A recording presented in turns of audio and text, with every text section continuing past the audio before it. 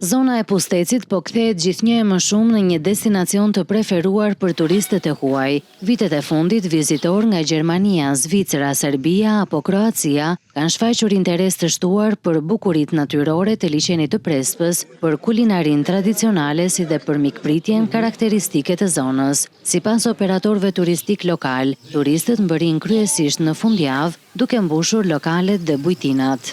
Shumica e turistëve në zonën e Prespës janë shtuar dhe shumica vinë nga shtetet e jashtme. Edhe më shumë që pëlqejnë këtu është natyra edhe liçeni. Turistët janë shtuar me një numër të shumtë nga vitet e tjera, edhe ato shumica janë nga Gjermania, nga Zvicra, po na vinë nga Serbia, kemi nga Kroacia, nga Slovenia. Më tepër është e pëlqyer tava e krapit. Krapi i pjekur, krapi i skuqur, cironkat. Disa turistë gjerman që janë dalur për herë të parë në Prespë shprehen të surprizuar nga ajo që kanë gjetur. Vi nga Gjermania, është hera e parë në Shqipëri.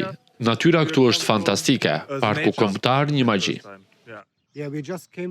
Sapo erdhëm në Prespë, erdhëm nga jugu, tani po shijojmë pamjen këtu. Është shumë bukur, njerëzit janë mikpritës, nuk e prisja këtë. Çmimet janë shumë të favorshme.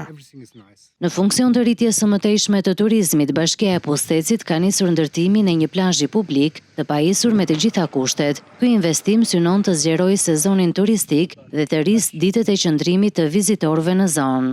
Kjo erdhi si nevojë e shtuar e turistëve, të cilët kohët e fundit kanë filluar që të vizitojnë më shpesh Bashkinë e Pustecit.